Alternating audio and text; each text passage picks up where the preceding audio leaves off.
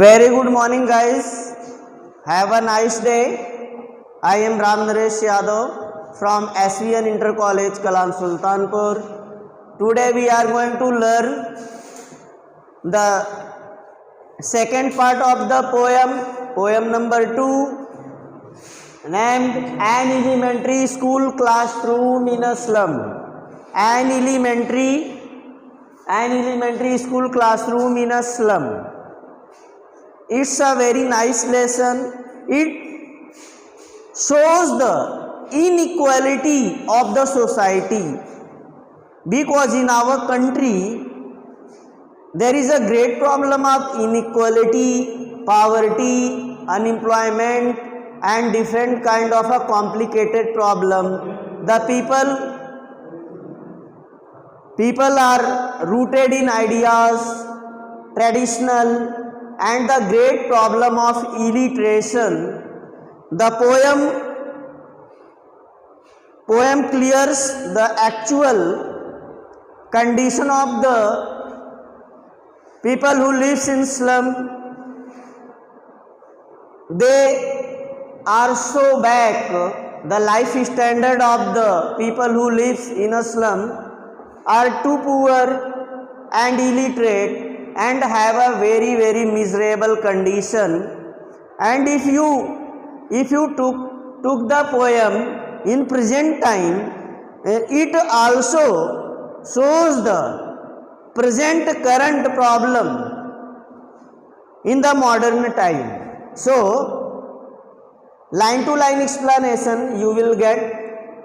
तो line to line explanation हम इस पोएम की पढ़ेंगे और बोर्ड एग्ज़ाम के पर्पस से ये लेसन बहुत ज़्यादा अहम और महत्वपूर्ण होगा।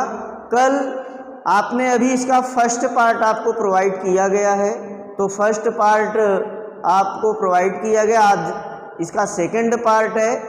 एक एक पार्ट करके पोएम को बनाया जा रहा है, जिससे आपको बेहतर तरीके से इस वीडियो के माध्यम से इस पार्ट की पूरी बातें समझ में आ जाएं, जिससे आपको कोई समस्या ना हो। तो लाइन टू लाइन एक्सप्लेनेशन लेते हैं। पहली लाइन है ऑन शोर क्रीम वॉल्स। ऑन शोर क्रीम वॉल्स, वैसे तो शोर मतलब होता है खट्टा, क्रीम रंग की, वॉल मतलब दीवारें। शोर क्रीम वॉल अर्थात भद्दी दीवारें। कहने का मतलब जो स्लम का जो स्कूल है, उसका क्लासरूम जो है, यहाँ पे जो स्लम में बच्चे पढ़ रहे हैं, एक क्लासरूम का वर्णन यहाँ पे जो है कवि ने किया है। तो जिस क्लासरूम में जो है बैठे हुए हैं बच्चे, उसकी दीवारों का पेंट जो है बड़ा ही खराब हो गया है, और उसका पेंट जो है दीवारों से छोड़ रहा है और देखने में बड़ा ही भद्दा दिख रहा है। तो ऑन शोर क्रीम वॉल, इन भद्दी दीवारों पर डोनेशंस, उपहार में दी हुई वस्तुएं, करें कि ये जो स्लम जो है उसका क्लासरूम जो है, जिसमें स्लम में रहने वाले बच्चे जिस क्लासरूम में पढ़ रहे हैं, उसकी दीवारें बड़ी भद्दी हैं, देखने में बहुत खराब दिख रही हैं, और उन भद्दी दीवारों पर उपहार में दी गई कुछ चीज़ें टंगी हुई हैं, लगी हुई हैं दीवारों में, जैसे चित्र वगैरह और तमाम प्रकार की ऐसी चीज़ें, कुछ सीनरीज हैं लगाई गई हैं, सीनरीज जो है लगा दी गई हैं। तो कुछ चीज़ें उन भद्दी दीवारों पर जिसका पेंट उखड़ गया है, उसमें कुछ उपहार की वस्तुएं टंगी हैं। अब क्या वस्तुएं आगे देखते हैं। शेक्सपियर्स हेड, शेक्सपियर का चेहरा है। कहने का मतलब शेक्सपियर का हेड, शेक्सपियर का पूरा चेहरा जो है चित्र में दिखाई देता है। शेक्सपियर का सिर, अर्थात शेक्सपियर का एक पिक्चर है, शेक्सपियर का एक चित्र है जो कि दीवार में लगा है। Cloudless at dawn, civilized dome riding all cities, cloudless at dawn. करें कि जो है ये सभी शहरों में ये जो बादल विहीन आसमान है, यह सभी शहरों को सभ्यता प्रदान कर रहा है। अर्थात दूसरे शब्दों में आप ये भी देखें कि एक और सीनरी है जो कि क्लाउडलेस, एक आसमान का चित्र भी दिया है कि जो कि क्लाउडलेस है, पूरी तरह से वहाँ कोई बादल वगैरह नहीं है। सिविलाइज्ड डोम राइडिंग ऑल सिटीज, सारे संपूर्ण सभ्य शहर को यह जो है, जो ये बादल विहीन आसमान जो है, ये सभी शहरों को जो है सभ्यता प्रदान करता है। अर्थात ये जो शहर हैं, ये बादल विहीन जो वातावरण है, ये एक प्रकार का मार्गदर्शन प्रदान करता है। या आप कह सकते हैं कि सीनरीज जो हैं बादल विहीन की सीनरीज हैं। दूसरा है कि एक गुंबद है जो सारे शहर के सभ्यता को प्रदर्शित करता है। बेल्ड फ्लावरी टैरेलिस वैली, ये वैली का नाम है, घाटी का नाम है टैरेलिस वैली। टैरेलिस वैली फूलों से भरी हुई है। बेल्ड करें कि घंटियां, और जो है फ्लावरी टैरोलस वैली, ये जो टैरोलस घाटी है इसमें फूल खिले हुए हैं। अर्थात देखिए, जो ये डोनेशन की बात ऊपर जो है कवि ने किया है, तो उनका कहने का मूल क्लासरूम का ही मूल चित्रण है।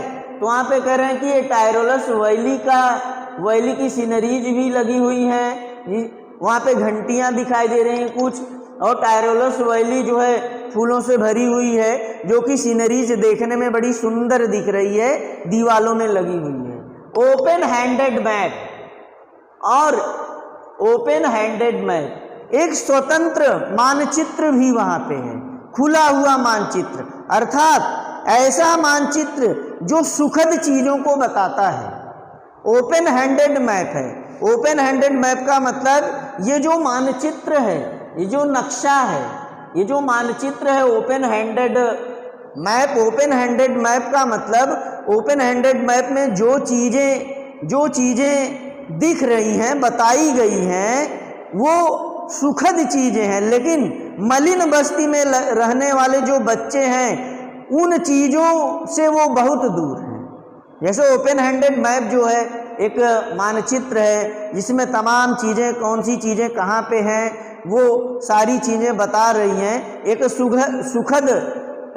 सुखद एहसास दे रही हैं कि ये चीज़ें यहाँ पे हैं, यहाँ पे ऐसा है, ये शहर यहाँ पे है, ये चीज़ें यहाँ पे हैं। इस तरह से एक जो ओपन हैंडेड मैप है, ओपन हैंडेड जो मैप है, awarding the world its world, awarding the world its world, वे इस संपूर्ण संसार की उत्तम चीज़ों को प्रदर्शित करती हैं। कह रहे हैं कि ये जो संसार है, उस संसार में जो तमाम प्रकार के मानव जीवन के उपयोगी चीज़ें निहित हैं, उन चीज़ों को प्रदर्शित करता है। कहने का मतलब क्या है? अप्रत्यक्ष तौर पे आप ये कह सकते हैं कि ये जो मानचित्र है, इसमें मलिन बस्ती के लोगों का कोई चित्रण नहीं है। उसमें ये जो गरीब, असहाय, लाचार, अशिक्षित, जो स्लम में रहने वाले, जो गंदी बस्तियों में, मलिन बस्तियों में रहने वाले हैं, उनके बारे में किसी प्रकार का कोई चित्रण नहीं है। उनके बारे में कोई जिक्र, कोई अंकन मानचित्र में भी उनकी गरीबी का, उनकी लाचारी का, उनके रहन सहन का, उनके जीवन स्तर का, अर्थात मलिन बस्ती में रहने वाले उन गरीब तबके के लोगों के बारे में उस मानचित्र में कुछ नहीं है जिससे उनका कोई संबंध हो, कोई संबंध नहीं है। फिर से देखें, open handed map, awarding the world its world, वो जो है इस सुखद संसार को बताता है। And at for these children, फिर भी फॉर दीज चिल्ड्रन, और इन बच्चों के लिए, इन बच्चों के लिए का मतलब जो मलिन बस्ती में रहने वाले बच्चे हैं, जो स्लम में पढ़ने वाले बच्चे हैं, दिस विंडो, यह खिड़की ही इनका संसार है, ये खिड़की ही इनका संसार है। मतलब इस क्लासरूम की खिड़की के बाहर दिखने वाली, इस क्लासरूम के बाहर दिखने वाली जो मलिन बस्ती है, जो असहाय गरीब लाचार लोगों की झुग्गी झोपड़ियां हैं, जो कि क्लासरूम की खिड़की से बाहर दिखता है, उनका मूल संसार वही है। जो नक्शे में, जो मानचित्र में उत्कृष्ट संसार दिख रहा है, उससे उनका कोई सरोकार नहीं है, कोई रिलेशन नहीं, कोई संबंध नहीं है। बल्कि दीज विंडोज, इस खिड़की के बाहर जो मलिन बस्ती दिख रही है, जो गरीब लाचार असहाय लोग, इस क्लासरूम की खिड़की के बाहर जो मलिन बस्ती का संसार दिख रहा है, उनके लिए खिड़की के बाहर का वह वातावरण ही उनका अपना संसार है, उनका अपना संसार है। नॉट दिस मैप, यह मानचित्र उनका संसार नहीं है। इस मानचित्र में जो किसी वैली का चित्रण है, तो किसी जंगल का चित्रण है, किसी बगीचे का चित्रण है, किसी शहर का चित्रण है, किसी अच्छे संस्थान का चित्रण है, हरे भरे चारागाहों का चित्रण है, सुंदर घाटियों का चित्रण जो मानचित्र में है, तो कह रहे हैं कि नॉट दिस मैप, यह मानचित्र जो कि क्लासरूम की भद्दी दीवारों पे टंगा है, जिसमें बहुत सी चीजें डिस्क्राइब हो रही हैं, इस मानचित्र से मलिन बस्ती में रहने वाले उन विद्यार्थियों का कोई मतलब नहीं है, क्योंकि इस मानचित्र में मलिन बस्ती के लोगों का, उन गरीबों का, लाचारों का, असहायों का कोई चित्रण, कोई जिक्र, कोई चिन्ह, कोई प्रतीक नहीं है। डियर वर्ल्ड, उनका संसार इस मैप में नहीं है। Where all dears future painted with a fog, fog का मतलब धुंध होता है, आप जान रहे हैं। पेंटेड मतलब पुता हुआ है, लगा हुआ है। पेंट आप जानते हैं, जैसे जो पेंट किया जाता है। पेंट का मतलब जुड़ाव से है। Where all dear future painted with fog, और इन मलिन बस्ती में रहने वाले, where all this future painted with a fog, और मलिन बस्ती में रहने वाले इन लोगों का जो जीवन है, वो इस गरीबी, लाचारी और बेकारी और निम्न जीवन स्तर और अशिक्षा रूपी धुंध में इनका जीवन समाहित है। कह रहे इनके जीवन में गरीबी, लाचारी और जो है अशिक्षा और जो उनका निम्न जीवन स्तर है, उनके जीवन में एक प्रकार का धुंध छाया हुआ है, एक प्रकार का धुंध छाया हुआ है। जैसे कभी कभी जो है वातावरण में जो है कोहरा पड़ जाता है, धुंध हो जाता है, तो आगे दिखाई नहीं देता है। तो कह रहे हैं कि मलिन बस्ती में रहने वाले ये बच्चे जो क्लासरूम में बैठे हैं, इनके जीवन में जो है गरीबी, लाचारी और अशिक्षा और मजबूरी का एक धुंध छा गया है। कहने का मतलब अब इस धुंध से, इस अंधकारमय जीवन से निकलने का कोई रास्ता नहीं दिखता है। कहने का मतलब where all their future painted with a fog, इनका जो भविष्य है वह धुंध से ढका हुआ है, धुंध में समा गया है। अ नैरो स्ट्रीट, एक सकरी गली, सील्ड इन, बंद कर देती है। सील्ड मतलब बंद कर, जैसे कहते हैं ना सील कर दिए हैं, बंद कर दिए हैं। In with a lead sky, इस जो धूसर आसमान है, जो धुंध से परिपूर्ण ये आसमान है, और उनका जीवन इन संकीर्ण गलियों में बंद हो गया है।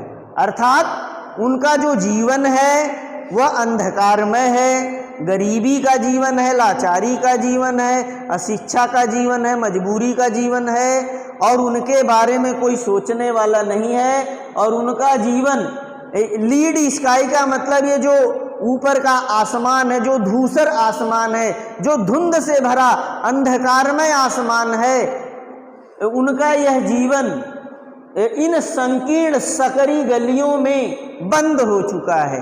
मतलब उनका जीवन इस अंधकारमय दशा में पूरी तरह से बंद हो गया है और उनकी मदद करने वाला कोई नहीं है। वे इस अंधकार में धूसर आसमान की गलियों से बंद हो गया है, अब वे इससे निकल नहीं पाएंगे। अर्थात ये जो धूसर धुंध आसमान है उसके नीचे जो सकरी गलियां हैं, ये सकरी गलियां, सकरी नैरो स्ट्रीट का मतलब है कि उनका जीवन बहुत ही लाचारी का है, बहुत मजबूरी का है, परेशानी का है। उनके पास एजुकेशन नहीं है, कोई जीवन नहीं है, कोई उनके बारे में सोचने वाला नहीं है, तो इस संकीर्ण गलियों में बंद हो गया है। मतलब अब उनके जीवन में कभी सुखद चीज़ें आने वाली नहीं है, पूरी तरह से वे हताश और निराश हो चुके हैं। फार फार फ्रॉम रिवर्स, इन नदियों से बहुत दूर हैं। मतलब उन्हें प्राकृतिक सौंदर्य का कोई एहसास, कोई ज्ञान नहीं है। जैसे नदी है, हम नदी के किनारे जाते हैं, उसका जल, उसका वातावरण बड़ा ही मनमोहक और सुंदर लगता है। तो कह रहे हैं मलिन बस्ती के ये बच्चे जो क्लासरूम में बैठे हैं, इनका जो जीवन है वह प्रकृति से भी बड़ा दूर है। ये गरीबी और गंदगी का जीवन जी रहे हैं, मजबूरी और निराशा का जीवन जी रहे हैं। इन नदियों से कैपेस, इन नदियों से और जो है इन नदियों से और कैपेस,